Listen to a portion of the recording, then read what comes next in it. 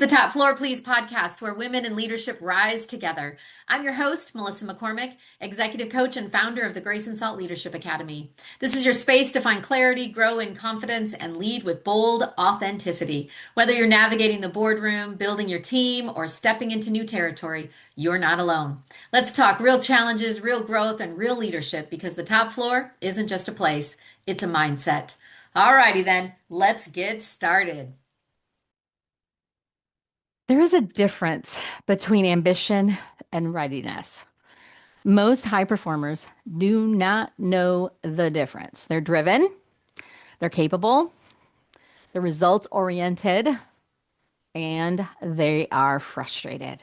Frustrated that advancement isn't happening fast enough, frustrated that recognition feels delayed, frustrated that less capable people sometimes move ahead before them. I've so been there. But here's what I've observed in executive leadership and have experienced, and that is that strategic patience is not a weakness. It's a power. It absolutely is a superpower. Hey everybody, this is Melissa McCormick, host of the Top Floor Please podcast.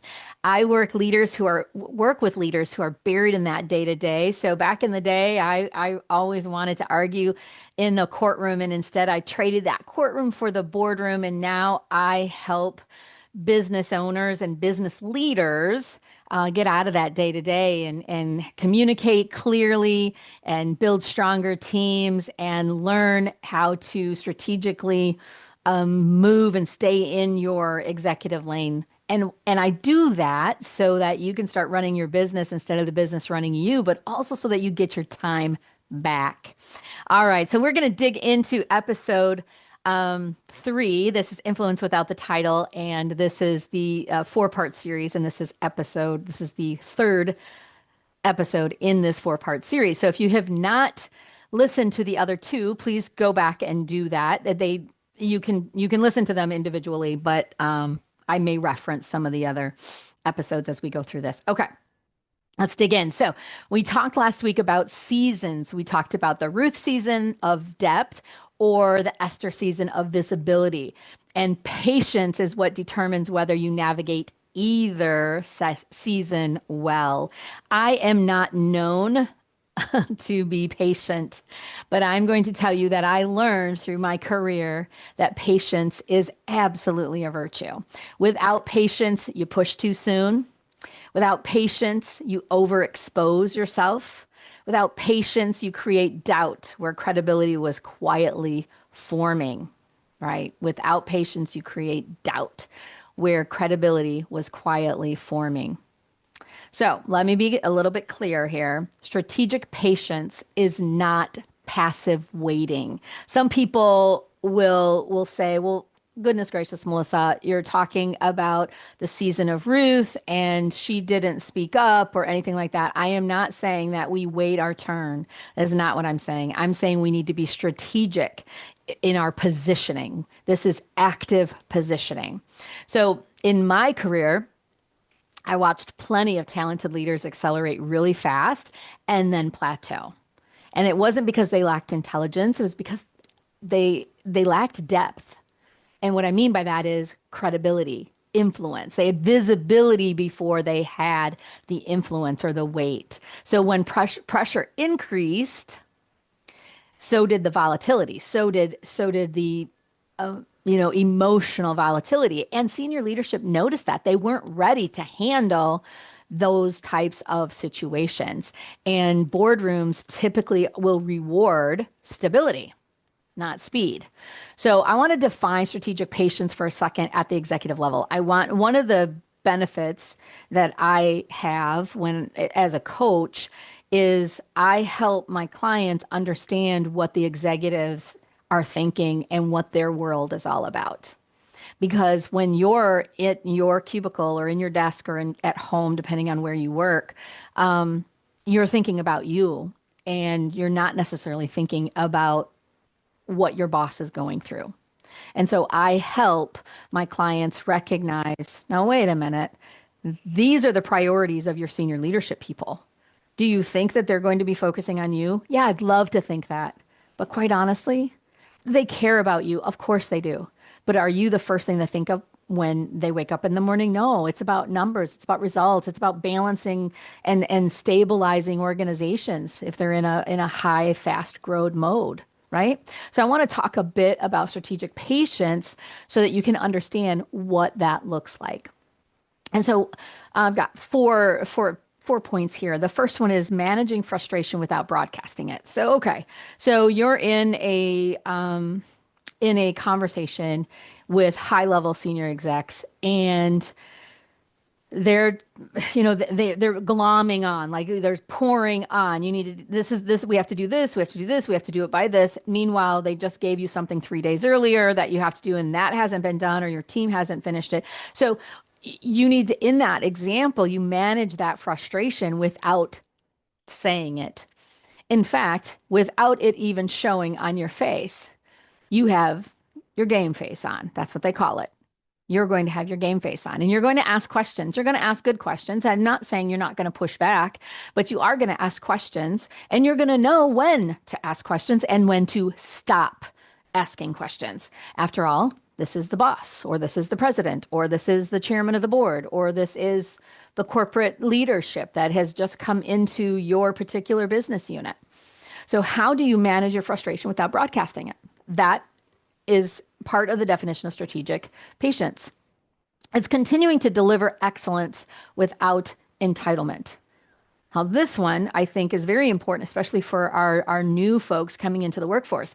It's delivering that excellence without saying, so when am I going to get a raise because I'm so darn good? Like I've been really busting my butt here for 6 months, 8 months, 12 months, whatever it's been. I really think I deserve something by now. Or I'm going to what? Not do it to my best ability? I don't want to hear that. I don't even want to experience it. I want you to continue to deliver excellence without anything in return. Like this is just who you are. It's expanding your enterprise thinking before your title requires it. So you're in mid-management or you're entry level, whatever it might be. When somebody comes to you and says, this is the project that senior leadership wants to add to our plate, you're not saying, are you kidding me? How am I supposed to get that done too? You are saying, help me understand. So this project fits where in the big picture? Oh, okay, I get it. Yeah. Okay, well, I'm going to need some help prioritizing. I'm going to need some help, with this, that, and the other thing, or let me review it and I'll get back to you. I'm on board. I just need to get some more information, right? You want to be expanding that enterprise thinking before your title requires it. And finally, you want to play the long game when others are playing by quarter. You want to be thinking further out on what this looks like. And you might not be mentioning it to your boss. This might be something that you're just doing in your head. So I want to go back through those again, just to be sure you caught that. So let's talk about the definition of strategic patience at an executive level. Managing frustration without broadcasting it. Continuing to deliver excellence without asking for anything in return. Expanding enterprise thinking before your title requires it. And playing the long game when others are playing quarters. Okay, so playing a full game, like a full football game, when others are playing by quarter or by half. It's about discipline. It's about emotional regulation. It's about maturity, and it signals readiness. And when I say maturity, I don't mean from an age perspective. You could be 25 years old and have strategic patience from a maturity perspective. And that all signals readiness. Okay, so when you feel overlooked, I want you to think about this. When you feel overlooked, what changes in your behavior? Do you withdraw? Right? Forget it. You know what? I am so tired of this. I'm done. I'm just going to put my time in. I'm done. Do you overcompensate? Do you push harder for visibility? Do you keep bugging your boss about getting invited to a specific meeting? Because after all, you're the one doing all the work. It'd be really nice to be in the room. Do you start signaling dissatisfaction? Do you start talking about dissatisfaction, like how frustrated you are? Or do you continue building weight quietly? So executive leaders are watched long before they're promoted. So how you handle delay tells the decision makers, those senior leaders, more than how you handle success. Does that, let me say that again to make sure that it's clear. How you handle being a delay in promotion or in recognition, that's going to tell your senior leaders more than how you handle success. So I want to point something out that's really important. What if your boss isn't receptive to career conversations? What if they don't invite enterprise ideas? So I've been talking for this podcast series, I've been talking about enterprise thinking. But what if your boss isn't open to those or isn't strategically patient or strategically mature? What if they prefer that you just stayed in your own lane? What if they like the system exactly as it is? How do you handle that? Is that what, I mean, that those are questions that could be going through your mind. And I wanted to be sure that I addressed that today, because this is where strategic patience becomes strategic discernment. And you have three options in that particular situation. The first one you could do is you could just stay and you could stew, right? You're in your place, frustration leaks, your tone shifts, your energy shifts, your engagement shifts, and that erodes influence. So you choose that one. It's a choice. If you choose that one, you are eroding. So think of your influence as a bank. And everything that you're doing enterprise wise is positive and it's putting change into your bank, into your piggy bank. And when your tone shifts or your energy shifts or your engagement shifts, you're taking withdrawals out of your piggy bank. Your influence bank is eroding. So that's your one option. Your second option is you could force the whole thing, right? You could push enterprise ideas where they aren't welcome. You could continually send emails and continually go to your boss and say, this is where I think we should be when it comes to the department strategy and how it aligns with the overall company goals. You could overcorrect. You could try to prove that you're ready. But this could look like you're misaligned rather than mature. Like, okay, you're not the boss. That your boss is still there for a reason, whether they're aligned, whether they're an executive, they have executive presence, whether they are have influence with the title, doesn't matter. They're the boss. So you could choose the first way, which we talked about, was you could stay and stew, or the second way where you could force things, or three, which is my favorite, you could expand strategically without threatening the system or without threatening your boss, because to be you do need to be aware. And although none of us really like politics, we do need to play them and we do need to be a diplomat, for example. But this way, the expanding things strategically is an executive move. So here's how you do it. You deepen your cross-functional relationships quietly, right? You don't, and when I say cross-functional relationships, I am not talking about skipping over your boss and going straight to the top. I'm not talking about that at all. I'm talking about, is there a CFO, right? Is there the finance director? You don't have to go to the CFO. You don't have to go to the senior leadership. Is there somebody that that would make sense strategically for you to deepen that relationship, to build your own credibility? You study those enterprise metrics independently so you know what they are and you know how your role impacts them. You build influence laterally, not just vertically. And you develop visibility outside of your direct boss's gatekeeping. Okay? You develop visibility outside of your direct boss's view. You don't need permission to think bigger, but you do need wisdom in how you express it. So again, I am not saying that you force your way in there and that if your boss is not where you are, or you've outgrown your boss, they're still your boss. So you still need to respect that. So what do you do? Well, if you love the company, you stay, but it doesn't mean that you're stuck. You just need to be strategic about it. Over time, you're going to realize that the ceiling is structural and not seasonal. Then patient turns into strategy. Executive leaders understand when to build depth. They also understand when to reposition. Okay, so patience, please remember, it does not mean permanence. It means maturity while you assess your environment, which could be months. Let's just face it. And this is where driven women struggle. We're capable of that Esther level courage, right?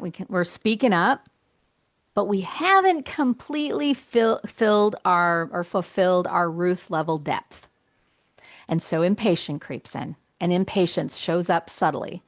Tone shifts, body language tightens, confidence turns sharp instead of steady, and conversations become more about opportunity than contribution. Guess what? Our senior leaders, they can feel that immediately. They know. And so when that happens, they pause. They pause. So, strategic patience, this is what it says. It says, I know what I'm building. I understand timing. I will not let frustration distort my presence. That is executive control. And that control builds trust. Okay, so I've got 3 executive practices to strengthen your strategic patience. Okay, so the first one is I want you to separate emotion from evaluation. Before assuming that you're overlooked, I want you to ask this question. Is there evidence I'm being prepared and not ignored?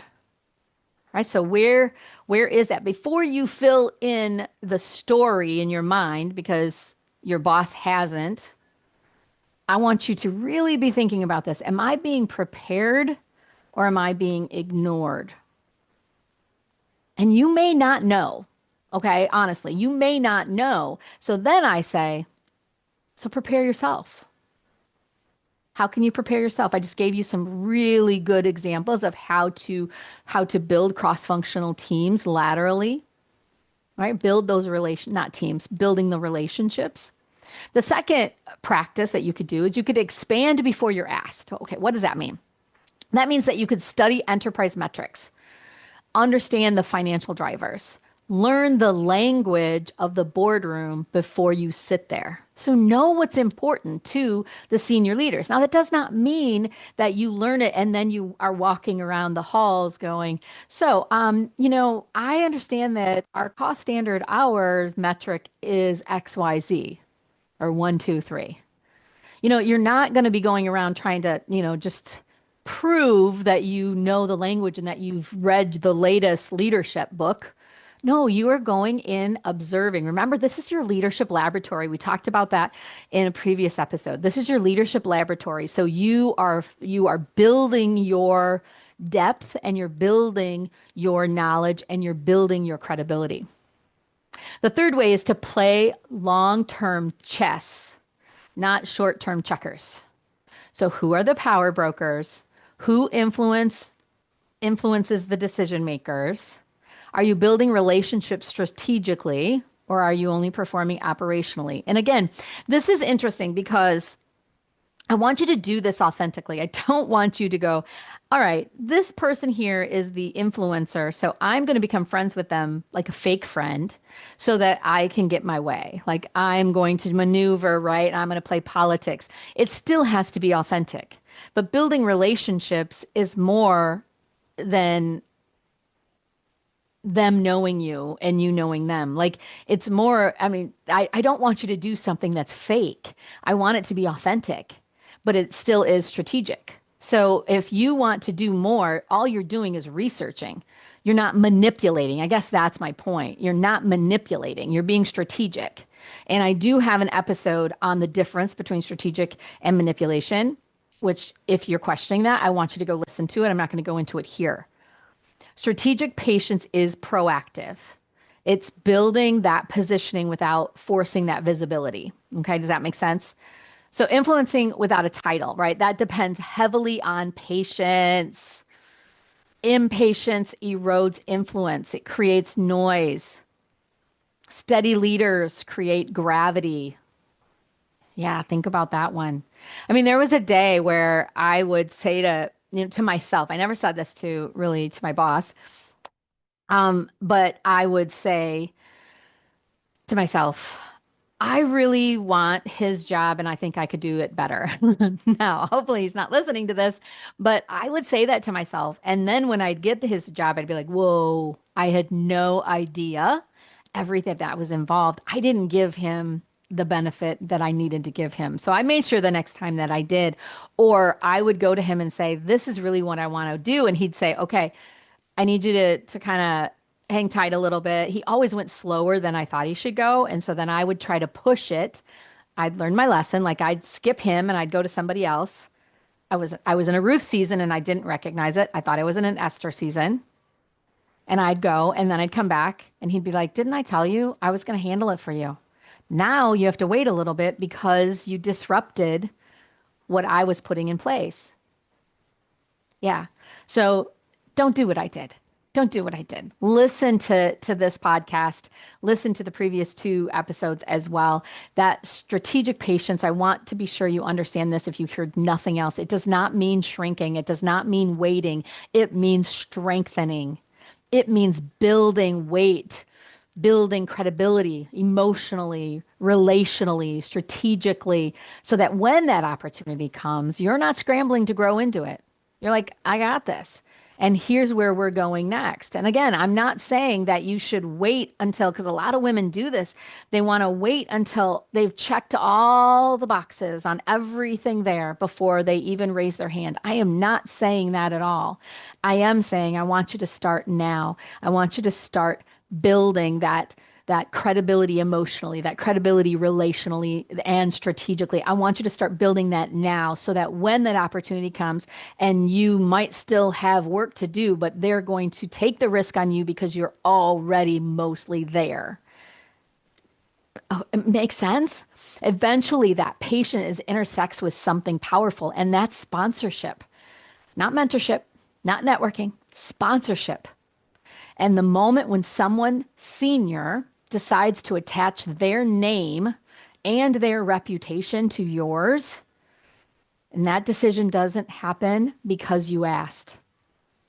Oh, no. I mean, think about it. Somebody needs a job and they say, hey, I've always wanted to work where you work. Would you just, put a good word in for me? Well, if you're not so sure about their work ethic, you're not going to want to tie your name to that person.